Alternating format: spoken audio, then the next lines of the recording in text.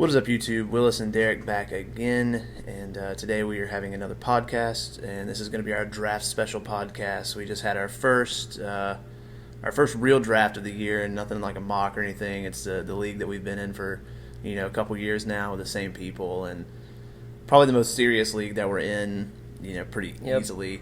And first off, before we get into anything else, I just want to say that from our podcast and from me and Derek, our thoughts and prayers go out to Andy Reid and his family.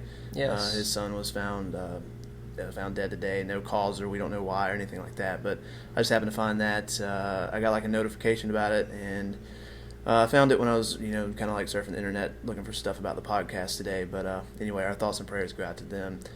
And with that said, we'll go ahead and hop into our draft. We took it was 17 rounds, one longer than the normal. It's a 12-team snake draft. We had 17 rounds because we have two individual defensive players instead of one team defense, so we added an extra bench spot. And, so let's go ahead and hop into it. Derek had the 4th overall pick, and with that, you took... I took Ray Rice, the running back from Baltimore. A lot of people have him ranked actually as the number 1 overall. Like, I haven't seen him any lower than 2, and I took him just because he's an elite running back. There's not that many left in the NFL. And honestly, I kind of think I got a steal with him at the number 4 pick. Yeah, I do too. If I would have had the number 1 overall pick, I would have taken Ray Rice. So, as people probably know from the mock draft that I did, but Ray Rice is the safest bet in any of the top 5 players, in my opinion. As a Steelers fan, I'm going to say that my first 2 picks kind of hurt a little bit, but with fantasy football, you got to throw your team bias aside. All right, and we'll move on to my pick. I had the 10th overall pick in the 12-team league, and originally came into the draft knowing for a fact that I was going to take Ryan Matthews with that pick because I like Ryan Matthews this year, knowing I think he's going to have a great year. And due to unforeseen circumstances, I ended up with Calvin Johnson, which is pretty sure this is the first time in any draft ever that I have not taken a running back in the first round. Yeah. And that's years of doing fantasy football, mock drafts, and everything. Willis loves his running backs. But Calvin Johnson at 10, I thought was a steal. Oh, definitely. So I figured, why not lock him up? And then, I had a plan in mind that, even if I took him, since it was a snake draft, that I was going to end up with Matt Forte, Ryan Matthews, or Jamal Charles if I wanted, with one of those picks. So, Calvin Johnson was just a safe bet there. So that's why I went with him. Yeah, it was a great pick. I mean, if I were picking in that spot, I wouldn't have even hesitated. I would have took Calvin Johnson easy. I know it was a pretty big surprise because we had like a draft board and everything set up, and the stickers were different colors. Green was running back and white was wide receiver. And whenever people saw that I grabbed the white paper, everybody was pretty astonished. Yep. I was myself, so can't really. Kind of off subject. If you ever get a chance to do a live draft in person and get a draft board, do it. Yeah, so much better. Yeah. We originally just we would write them down on poster board and everything. We had a draft board this year, and it was awesome. Yeah, it was we easily stepped it up. It was easily the most fun draft we've ever had. For sure. And anyway, coming back, I'll do my next pick because it was a snake draft. So with my next pick, ended up that Matt Forte was taken. So Ryan Matthews ended up falling to me anyway. So I could not have been happier with how my first 2 picks turned out because Ryan Matthews was a surefire bet as my number 1 pick. But, he was there. So that's who I went with. Super excited about it. Yep. It's crazy how it happened that, your first pick that you originally wanted, you actually took second, and you got Calvin Johnson also. I mean, I don't think that could have worked out any better. Agreed. But moving on to the next pick, Derek. Let's see. I picked 21st. I think so, something like that. Yeah, 21st at the end of the second round. Originally, I wanted Darren McFadden at this pick because, from the last podcast, I'm really high on Darren McFadden this year, but he was gone, and if he wasn't there, I was going to pick Adrian Peterson, but he wasn't there, so I may have reached a little bit, but it's a guy that I'm really high on. I took Trent Richardson. I know he's a rookie, but he's going to be the workhorse. He's going to be the offense, And I do think that Cleveland will be a little bit better. I mean, they got, what's his name, Josh Morgan in the supplemental draft. I don't think he'll be, not fantasy-wise, I don't think he'll make an impact, but I think he'll be decent. Brandon Weeden will probably be the starter, which will be an improvement over Colt McCoy. Their offensive line is actually pretty good. They've got arguably the best left tackle in the league. And I think Trent Richardson's going to be arguably Rookie of the Year. In the running, at least. Yeah, I see nothing wrong with that pick at all. The only person that I would have debated on, which I think in the end I maybe would have went Trent, but I was debating that if Ryan Matthews wasn't going to be there, I was going to take Jamal Charles because at my spot I think that Trent would have definitely been a reach. Yeah. But Jamal Charles ended up falling past that, and you went with Trent over Jamal Charles. Any specific reason? Just I debated it, but I think Trent has a little bit more upside. I mean, I've been reading that in training camp, he wants to be really physical. Mm-hmm. It's during training camp when players want to, not get hurt. So I think that's a really good sign that, he's gonna be somebody on an offense that hasn't scared defenses in a long time. Like, even if I were on the Steelers or the Ravens, I would not want to go up against Trent Richardson. Just saying, as an Alabama fan, it hurt for you to take him. As a Florida fan, it hurt worse to pick him. Especially after taking Ray Rice, too, who I've had the past 2 years. So, but go ahead and move on to the third pick, somebody that I drafted last year as the last tight end that went, I'm pretty sure. I could not believe this person fell to the early third round, and when he did, I didn't hesitate. I took Jimmy Graham. As you all know, Jimmy Graham had a monster year, both him and Gronkowski. I do think that Jimmy Graham will be better than Gronk this year. Agreed. And, a lot of people have been taking Jimmy Graham as early as the early second round, which I expected him to go. Some people might think that reaching for a tight end, or I should say, might consider that a reach just because he's a tight end, but it's Jimmy Graham, so I think he's an exception. Yeah. There's really only two people that make that you got to go with Jimmy Graham right there. It was a great pick in my opinion. Moving on past that, it came back to me, and I knew for a fact at this spot I wanted a running back because Vic was already gone, and there was no other quarterback that I could justify taking in the third that wasn't already taken. So I had to go running back here, and it's somebody I've never had before, somebody I've never really been too interested in having just because he's been on an offense that's just never been that great. At least for the past couple of years it hasn't. But I ended up with Steven Jackson, and I'm kind of excited about it. Jeff Fisher's there now. He showed up to camp in the best shape of his life and stuff like this, hearing all the good training camp stuff. But, hopefully it'll pan out, and ended up with him in the third, so I guess I can't really complain too much. Yeah, I would have made the same pick, honestly. I mean, Jeff Fisher's there. He loves to run the ball.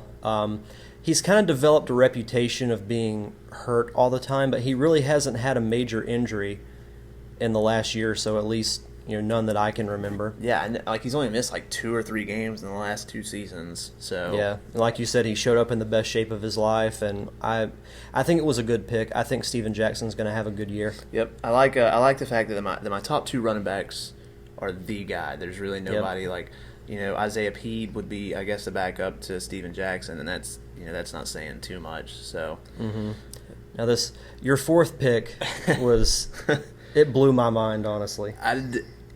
Wrapping around my fourth pick, I wanted more receivers or running backs because I want to go ahead and stock up on those for either trade bait or just depth in general. And it turns out that I didn't take either, and I took my quarterback. It's just somebody else I've never had. And I ended up with Peyton Manning.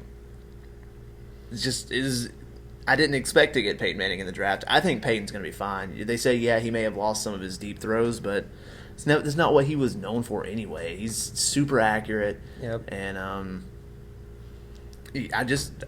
my spot, there was nobody else that I wanted besides Peyton Manning. So I was like, you know what? I'm going to go ahead and get Peyton Manning and then just shore up my depth after this pick. So that's kind of how it went. A funny story, as soon as you made your previous pick where you took Steven Jackson, the 2 people picking after you I knew already had quarterbacks. Yep, Well, I'm pretty sure they did. they did. Okay.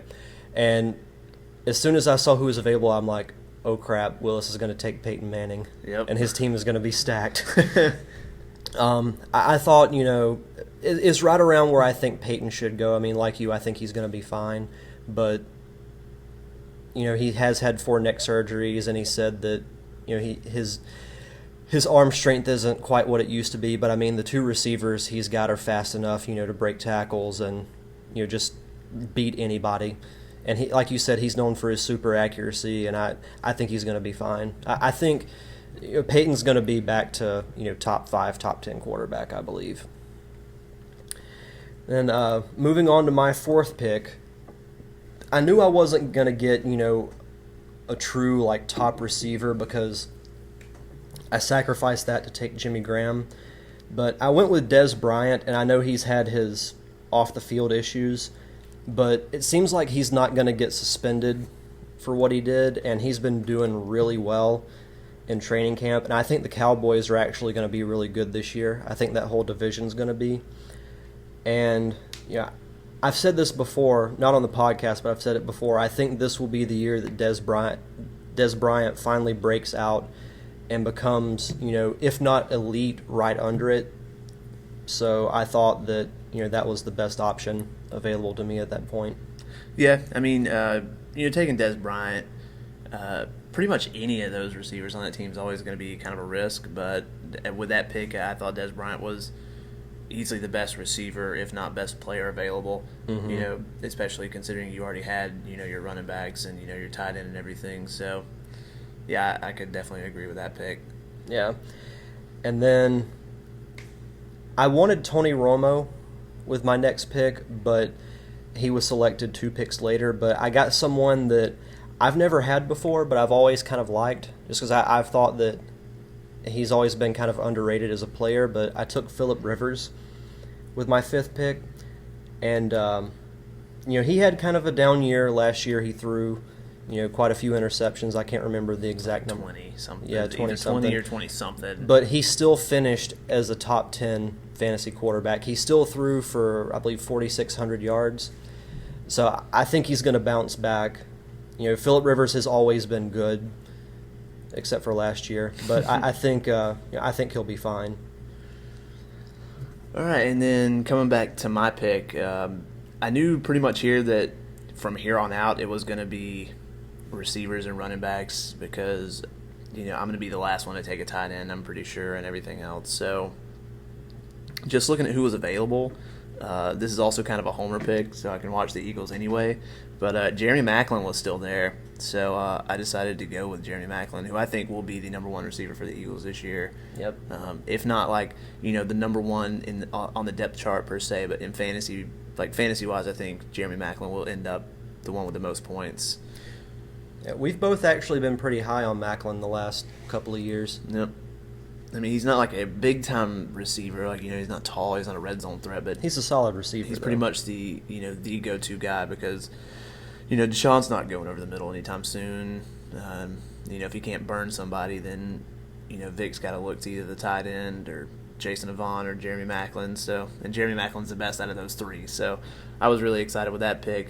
And then coming back around to my pick was somebody I knew for a fact I was coming away with in this draft because I was going to either reach for him or he was going to fall to me. And he ended up – it's kind of a reach, I guess. A lot of the players had been taken off the board. This was at the point when people stopped going by best player available and started getting people that they thought were going to be really good. So I knew I needed to go ahead and grab him now just before somebody else did. And I ended up with Mr. White and Decker, Eric Decker. White boy awesome. White boy awesome. I got Peyton already, so it's, I explained in our mock draft that I like it, and I know you do, and a lot of people in our league do. We like to have a quarterback-receiver combo. The ultimate punch. You get so many points for a touchdown pass to your receiver.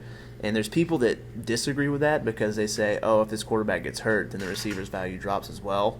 And while that's 100% true, I'd rather have the combo myself. I agree.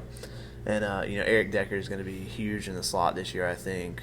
Mm-hmm. We've already went over all that, and that pretty much justifies why I took him. So, Yep. And then moving on to my pick, receiver was starting to get a little thin at this point, it seemed like. And it seemed to I took this guy just because I thought he was the best receiver available. But I took Steve Johnson, whichever one you want to call him, from the Bills. why so serious? Why so serious? Yeah, he he had his down moments last year, but the year before he was really good. He's the number one guy. There's not really much to explain, why I took him. It's just he seemed like the best option available to me at that point, and I knew I was going to be light at receiver because I took Jimmy Graham with my third pick, but overall I won't say I absolutely love the pick, but I don't hate it. And then, speaking of Ultimate Punch, with my next pick, I took Robert Meacham, who used to play for the Saints and now plays for San Diego. The first year we did fantasy football, I had Robert Meacham on my team. And I don't know if you remember this, but there was one game where Drew Brees threw an interception, and the defender was running it back to try and score a touchdown. Robert Meacham stripped it from the guy and then took it all the way to the house. And the Saints still got a touchdown. I believe it was the 2009 season. Was the first. I don't really remember. I had Robert. Surprised. I had Robert Meacham, and he was really good that year. So I'm hoping we can duplicate that magic again. And I think Robert Meacham will be the top guy in San Diego. I mean, he's shown that he's really good, but when you're in New Orleans, Brees is going to spread the ball around. So I think him with Phillip Rivers will be a good combo.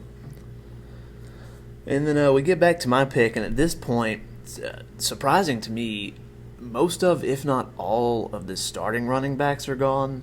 The first couple rounds didn't go as quarterback receiver heavy as I thought they would, so at this point I ended up having to take a couple of backup running backs, but arguably two of the best backup running backs. I ended up with Ben Tate at this pick, and even with Arian Foster not hurt and still there, Ben Tate has upside. Like that offensive line, that whole running game is really good. And, it only takes one little tweak for, Arian Foster to be out for a week or two, and, that's when Ben Tate can come in at my flex spot or anything like that and be just fine. And with my next pick after that, I ended up with another backup running back that nobody really knows about. And I ended up with David Wilson. I thought it was a good pick. Yeah, honestly. There was really nobody else there that I could justify taking. And, again, Ahmad Bradshaw is just not that great. And, he's not going to handle the workload by himself. And that's where David Wilson comes in, fresh legs and everything. And I think that David Wilson could end up overtaking the starting position easily. So, it's a little bit of, high risk, high reward. But like I said, with my picks, from here on out, I kind of wanted a lot of depth, and that's what I ended up taking. So, well, if you think about it, the Giants spent their first-round pick on David Wilson, so they're going to use him. Yep, and at this point, all the backup running backs that I'm taking, the starting running backs belong to different people throughout the league, so I have a lot of trade bait if I need to. So, And with my next pick, I took James Starks from Green Bay. You mentioned that there wasn't a whole lot of starting running backs left. Well, I took one of the few that were left. Ryan Grant's gone. And I know Green Bay doesn't run the ball that much, but I figured James Starks might be a good bye-week filler because you never know, Aaron Rodgers might, throw some screen passes his way. And, he's shown flashes that he can be really good. So I mostly took him as a bye-week filler, but you never know, Green Bay might decide they actually want to run the ball a little bit. And then I believe it's with my 9th pick, I took someone that has a lot of injury and character concerns. I took Kenny Britt. I mean, you know more than anybody how good he can be until he tore his ACL last year. Yeah, I ended up making like a package trade last year with somebody in the league where I ended up trading away Wes Welker, and I got Kenny Britt and those other players. And the trade seemed really good, worked out, and Kenny Britt just went off the first couple of weeks, and then, of course, he goes down. So, it's my luck. I know you mentioned in your mock draft that, he is a huge injury risk, and you usually don't worry about it. But I took him with the 9th pick. Yeah, so it's not like I reached for him or anything. We know how good he can be, so I have him on my team in case he does, stay healthy and decides to go off again. Yep. And with my 9th pick, I actually did something that I'd never do either, and I went ahead and took a backup quarterback because I believe I was like the second person to take the backup quarterback, which is pretty insane.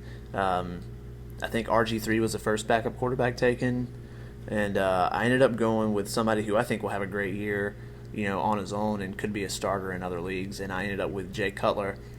And I was really excited about that pick. The only reason I took him here is because, you never know with Peyton now because of the injuries and just pretty much everything else.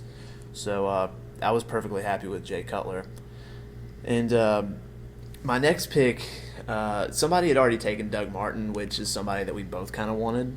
But that I wasn't too happy about that. After reading a couple of things, especially from Bucs training camp, I ended up with LeGarrette Blount here, who, if Doug Martin would have never came, LeGarrette Blount would have been like at least gone in the fourth, first, second, third, fourth round, not first and second. But anyway, once again, it only takes something else for something to go wrong with a running back, and LeGarrette Blount is the starter there with nobody else there really. So, more depth, more trade bait. Got plenty of handcuffs for other people, so I went ahead and went with LeGarrette Blount here. Speaking of a Bucs player, I also went ahead and took a backup quarterback who I think is arguably going to be the most improved quarterback of the year, and that is Josh Freeman. He's got nowhere to go but up. Yep. I ended up drafting him last year as my starter. As the last, I was like the second to last person to take a quarterback, and the last quarterback gone around was Matt Stafford. So yeah, that kind of sucks for me, but Yeah. Freeman's got Vincent Jackson to throw to now. He's got a better running game, much better offensive line. Like you said, he has nowhere to go but up. And then with my next pick, someone I know you really wanted too, but someone that got hurt during training camp last year, but Ryan Williams. I know right now Beanie Wells is listed as the starter, but the Cardinals, they want Ryan Williams to be the guy, and his knee is getting better. I know, as we're recording, the Hall of Fame game is tonight. He said he's not going to play in it just because he doesn't want to risk, hurting his knee again. But I'm pretty confident that at some point he's going to be the starter, and if their offensive line has improved, then I think Ryan Williams could be a sleeper. Yeah, whenever you made this pick, I was pretty disappointed because, I saw you take him, and I really thought that he was going to fall to me this round, and I was going to grab him. And looking at it, I wish I would have taken him over LeGarrette Blount. But LeGarrette Blount was higher up on the draft boards and everything, and right. I ended up going with LeGarrette Blount. But yeah, Ryan Williams is a great pick. I really wish I could have gotten him. But that was your two picks, right? Freeman and Williams, and it comes back to me. All right, it came back to me, and at this point, I'm still looking for depth with my next two picks. I'm like one of the only people who hasn't taken a tight end. Some people have already taken some defensive players like Patrick Willis and everything, which was crazy. But I went ahead and went with two more people with upside, in my opinion. And with this pick, I ended up with Ruben Randall. And a lot of people say, oh, he's a rookie. You don't know what he's going to do. He's going to be the third guy there. And technically, if you look at it last year, Victor Cruz was the third guy there. And look what he did. Yeah. So I think with Victor Cruz moving out of the slot probably and Ruben going into it, I would assume, they're going to spread that ball around. So yep. I really like Ruben Randall, especially if Akeem Nicks has to miss any time, which is always possible.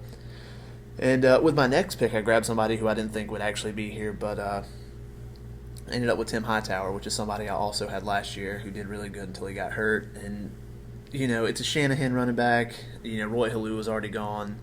And the thing is, it's funny because Roy Halou was taken pretty early, but as long as Tim Hightower's healthy, he's not 100% now. Shanahan's already said it, but once he's healthy, he'll be the starter. He's the only one of those running backs that can pass block, so yep. He'll be in the game. And for me to grab somebody who's potentially going to be a starter by week 1 at this round, and with just Shanahan's that whole scheme, that run scheme, the zone blocking and everything, I was extremely happy with this pick. So as long as he can stay healthy for me this year, I really like the pick. So yep, both of those are great picks in my opinion. Ruben Randall, even I thought he was underrated when he was in college. Yeah, they never had a quarterback. So. Yeah, so I think Ruben Randall, even if Nix is healthy, Ruben Randall will be potentially a good pickup. I decided to go ahead and take a defensive player with one of my next 2 picks, and I took Stephen Tulloch from the Lions. Tackle machine. Yep, and you want a tackle machine for a defensive player because that's more points. And then someone that you mentioned before that you could see having potential is Mikel Leshore. Mm-hmm. Even though he's suspended for the first 2 games and he's got a hamstring issue, but Javid Best, I mean, he's the not exactly head and the toe and the hamstring and all, he's got all sorts of issues. And Kevin Smith, I think, will get hurt at some point. Yep. But I really do think that by even as soon as week 5 or 6, I think Mikel Leshore will be the starting running back for the Lions. Definitely a value pick right here. I thought it was a really good pick. Coming back to me now, I finally took the last tight end to be taken, and I figured I was going to end up with him anyway.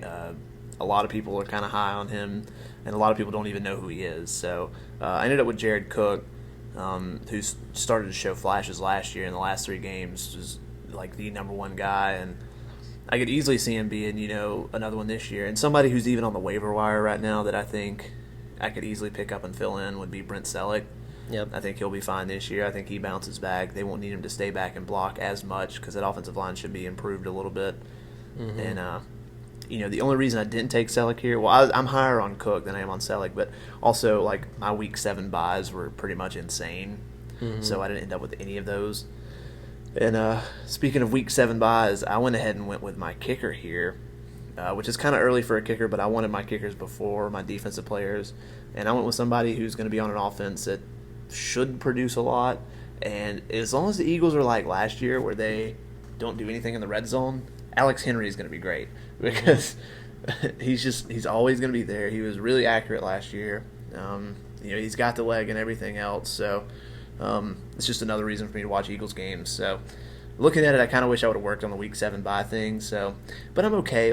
I like my picks where they're at. I like the value of every one of them. And if I have to lose week 7 just to have these draft picks, that's fine. It's no big deal to me. So one loss isn't going to hurt you. Yeah. So anyway, I went with Henry here as my what pick was that? 14th. Yeah, yep. 14th. So pretty excited about it. I went ahead and grabbed a kicker kind of early, but a lot of the other kickers were gone, like Gostowski and a bunch of them. So that's just who I went with. And Matt Prater, who I really wanted. Yep. With my next pick, I always said that I would never have somebody from the Seahawks on my fantasy team, but I broke that trend, and I'm surprised this guy was still here. I know he's dealing with injury issues right now, but I took Sidney Rice just because, when he gets healthy, he's going to be the number 1 receiver. He's going to be easily the best receiver they have on their team. A little concerned about the quarterback issue, even though I think Matt Flynn will be the starter just because I believe they brought him in to be that. Mm-hmm. So I think, if he stays healthy, I think he'll be good. And then I took my last defensive player. I took Von Miller. To me, he's probably the best person on that defense, and the guy's a beast. So that's I want somebody who I know will get a lot of tackles, and I believe Von Miller is that. So that's really the main reason why I took him. All right, with my next 2 picks, I ended up going defensive players, and it's pretty much every one of the top 10 to 15 were gone at this point. And there was somebody that I did want who I could have gotten, but he was a week 7 buy, and it was D'Amico Ryans, who I didn't get. And I think he's going to be a steal this year because D'Amico Ryans has always produced. Mm-hmm. And with that Eagles defense, he's the guy, he's the leader. So, but, I didn't want another week 7 buy, so I ended up going with Luke Kuechly, a rookie from Boston College, now with the Panthers. And kid was a tackle machine in college. Yeah, and, playing beside John Beeson, I think he'll be the same this year. I don't think he's going to be one of those guys who's going to get a lot of sacks, but I'm not drafting. I'm drafting for tackles. Like, as long as he can get me 6 to 7 tackles a week, 6 to 7 points, I'll take it. He definitely has the potential for way more than that. So with the next one, I took Chad Greenway, which is pretty much Luke Kuechly except older. He's another tackle machine, for the Vikings and everything. So, just two defensive players who I thought would be pretty decent and could end up, racking up a lot of tackles for me and helping me in week in and week out. So. With my last two picks, I took my kicker, someone that I had at the beginning of the year last year, but tore his ACL on the opening kickoff of the first game. I took Nate Kading. Yeah, Nate Kading is a very good kicker. Gives me another reason to watch San Diego games. I wanted someone that was on a good offense, but not like an outstanding offense that may have to settle for field goals. Mm-hmm. So Mason Crosby. Yeah. That happened to me last year. Yeah. So that's why I took Nate Kading. And then with my last pick, I wanted a solid backup defensive player, and I went with Justin Tuck. It's a good one. Anybody on that Giants D-line is pretty much a good pick. Is beast. Pierre-Paul is already gone. So. Yeah, I really wanted him to. Plus, Justin Tuck pretty much has the best face mask in the NFL. That is true. And with my last pick, 2 picks before Mr. Irrelevant, it was between 3 people. It was between Evan Royster, Alex Green, who's a backup to James Starks. Yep, and Robert Turbin. I ended up going with Robert Turbin because looking at the other 2 things, I already have Tim Hightower. Right. And, I think James Starks, I don't think he's as much of an injury risk or as much of a off-the-field risk as Marshawn Lynch is. So I went with Turbin, who's a rookie who's been showing out at camp. So once again, another kind of trade bait thing or somebody who can easily step in and shoulder the load, as a fresh rookie running back. So that was my last pick. So I was okay with it, Not a lot of players you really want with your last pick, but he was one of the 3, so I went ahead and grabbed him. Yep. Before we move on to the questions, on a scale of 1 to 10, Willis, what would you give my draft? On a 1 to 10, I would say probably right about an 8. An 8? About a 7.5 or an 8. The Jimmy Graham definitely bumps it up a little bit. The only thing I'm looking at, it kind of worries me, is the receivers, which you knew that too. So other than that, though, I really like everybody else. All your position players, just as long as your receivers can show up and live to their potential, you'll be perfectly fine. Because Kenny Britt and Des Bryant would, as long as they play to their potential, you'll be fine. But there's always a chance. It's going to be weird. This is actually the first year that I've never had anybody from the Steelers on my fantasy team, which is pretty crazy. Yeah. I would give your draft a probably an 8.5 to a 9. You easily had one of the top 3 drafts, in my opinion. I mean, you do have a lot of backups, so if all of their starters don't get hurt, then that may help you. But at some point David Wilson's gonna play. Oh yeah. Because Ahmad Bradshaw always gets hurt. Like you said, Tim Hightower will probably be the starter. I like Jared Cook. I think he's going to be good. But I definitely think, I thought you had a great draft. Yeah, we easily had 2 of the best drafts in our league, easily, if not the best 2. Somebody else had a really good draft who was probably number 1. Yeah, and he was picking dead center of the draft, and it worked out really well for him. We'll just say his 2 running backs are LaShawn McCoy and Adrian Peterson. Yep, pretty friggin' insane. Yep. So, anyway, let's... that's pretty much what we wanted to do for this podcast. We have a few more questions that we have from Yahoo, and we'll answer those, and we'll do one more bold prediction regarding our teams, and then that's where we'll wrap it up. So, Derek, would you like to go away with the questions? Yes. The first question is from CB. It says, I have a couple of questions for you on different leagues I am in. All right. First league, I have the top pick, and it is a keeper league, and all of the top players are gone. I'm going to draft Trent Richardson. Do you think that is a wise decision? Ugh.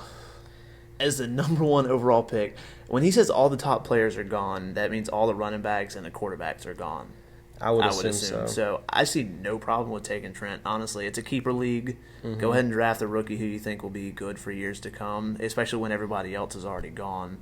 You know, you can draft like a bunch of other backup running backs later on that would be good in a keeper league, like David Wilson, Ryan Williams, and all that. And I think that Trent would probably be the best pick if everybody's gone. I agree. I mean, if Ryan Matthews is there, I would rather have Ryan Matthews, but I don't know what he means by all top players are gone. Like, I see no problem in taking Trent, though. Yeah, I mean, it would, like you said, it would just depend on, what you mean by top players. But if you think Trent Richardson is the best player that's left, then I would do it. Agreed. This question is also from the same guy. Next league, I also have the top pick after everyone picked their keepers. And for some reason, a guy kept other players over Stafford and Cam. Couldn't be kept because he wasn't drafted last year. In a keeper league, which quarterback would you take of the two and why? Thank you in advance for all of your help. Out of those two, Out of Matt Stafford and Cam Newton. Stafford easily. Really? Yeah, I'd rather have Matt Stafford over Cam. I think, if Cam has a good year this year, then honestly I'll be surprised. Just looking at his games like over the latter half of last year, he just didn't play all out. I mean, he's not going to get to run the ball as much, I don't think, anymore. And I think Stafford really could be one of those elite quarterbacks for years to come. The only thing with Stafford is you have to worry about injury risk. But in my opinion, I would rather have Stafford over Cam. It would be really tough for me. I would honestly, if I had to pick, I would lean more towards Cam just because I agree with you that he's not going to run it as much, but he's still going to get the rushing touchdowns, I believe, because they don't really have that much at running back. It's very true. And neither do the Lions. So Yeah. I like Stafford too because of Megatron. And that receiving core is actually kind of good as compared to the Panthers, who I don't really like too much. Steve Smith, I don't think will do anything near last year. Yeah. It's a good question though. Yeah. It's a good one. It's a really tough decision. Next question is from Cal Daniel. Which two keepers should I take? Peyton Manning round 4, Matt Schaub round 7, Jamal Charles round 1, Greg Jennings round 2. Well, we're obviously going to have to go quarterback and running back. I took Peyton in round 4, so I don't really see a problem with it. But Matt Schaub in round 7, as long as he's healthy, it's kind of a steal. You get those other rounds to pick up other players. Yep. And honestly, the other two are really tough. I would honestly say probably Greg Jennings, depending on how late it is in round 2, because I don't think Jamal Charles is worthy of a first-round pick this year. And Right. it could be any of the other ones like Matthews or Matt Forte or something like that. So I'm going to say you really can't go wrong with either of the quarterbacks, but I would go ahead and say Peyton and Greg Jennings, unfortunately, because I don't think Greg Jennings is round 2 material either. But, he is a guy, but Jamal Charles is – I would rather have somebody else in my first round and Greg Jennings in round 2 than take Jamal Charles Yep. and have to pick somebody else in round 2. So Because at least you're going to have a really good receiver on your team. I agree with Greg Jennings, but I would probably go with Matt Schaub in round 7 just because it's 3 extra rounds basically from round 4. you can just stack up at all the other positions. And I do think Matt Schaub will be better. I mean, I know on our last podcast I said I would pick Ben Roethlisberger over Matt Schaub, but I still think Matt Schaub is going to have, a better year because in training camp, he showed up completely healthy and he's actually been more energized, more energetic than he has been in recent years. Like he's really made himself the leader of the offense. So I think he's going to be better. And like I said, he's also going to be better because I will not have him this year. All right. The last question is from, and I hope I'm pronouncing this right, Mark Turelico. I drafted Turner and I'm looking to move him. Good decision. I got an offer for Steven Jackson, but at the same time, they're both in the same kind of boat, both getting old and have plenty of carries under their belt. I'm a Rams fan, so I'm kind of biased on this trade. I like Jax because he not only will take the bulk of the load, but also grab some receptions, which is nice for a .5 receiving league. Okay, so it's kind of like a PPR, but you get half a point. Basically. See, Turner is going to see less work this year and also will not grab more than 15 balls this year. The upside to Turner is he still will get the goal line carries. Jax isn't going to score double-digit touchdowns while Turner has the chance to. Fisher's offense is another factor in this because we all know it's going to be run-oriented. Tell me what you think of this trade and if I should do it. I have Arian Foster and DeMarco Murray as 2 starting running backs. This would be for the flex spot. Thanks. I would do this in a heartbeat. I wouldn't even think twice, man.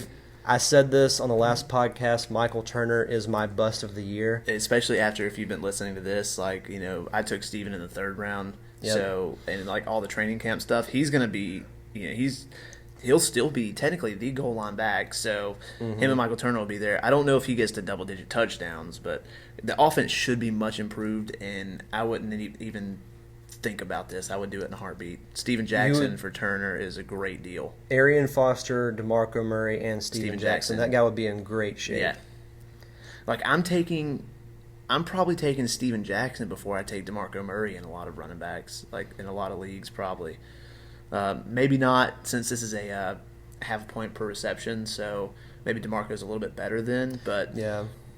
Steven, definitely go through with the trade, especially if you're a Rams fan. Oh, yeah, that gives you another reason to watch the game. Yeah.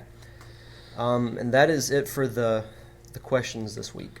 Sweet. All right. So, we're already at like 41 minutes. So, we'll go ahead and do our bold predictions real quick.